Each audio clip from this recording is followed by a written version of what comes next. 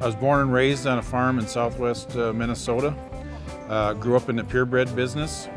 Got started buying feeder cattle.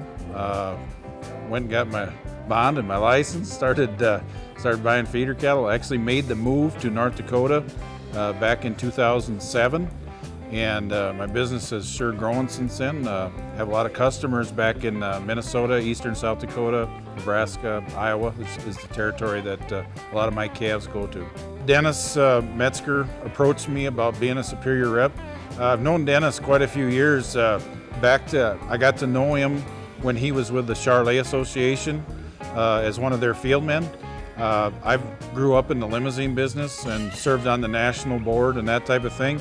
And at one time we actually entertained the idea of trying to hire Dennis as one of our field men. So that's how we met, and we've been friends and done some cattle buying together and that type of thing. So yeah, I was quick to latch on to Superior when Dennis approached me with the idea.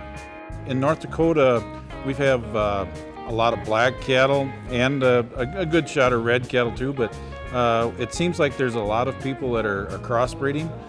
You'll find a lot of Charolais cross, Seminole cross, limousine cross cattle in our part of the world, along with some straight English cattle, but a lot of good crossbred cattle come out of our country, a lot of cattle that really perform well in feedlots. I think Superior has probably been out front, a leader in the video industry. I think they've done a lot with the way they merchandise their cattle, as far as the different slides, the different programs that they have to qualify for, to be able to sell the cattle. I think it gives people a lot of choices of how to merchandise their cattle. That's probably one of the real enjoyments that I get out of buying cattle either through Superior or in the country, is you get to sit down at the kitchen table with a lot of these people.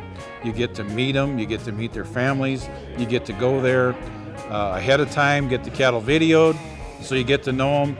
You also come back when it's time to load the cattle out.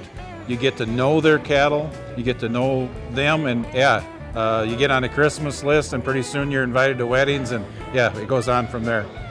We talk about building relationships, but you can build a lot of relationships with buyers and sellers and repeat buyers. And to me, it's always easier to have repeat buyers if the seller listens to the buyer and the buyer listens to the seller. And there can be a lot to be learned from both sides. And when they do that and you heed the advice from both sides, I think you can certainly build a better program for yourself and for the beef industry as a whole.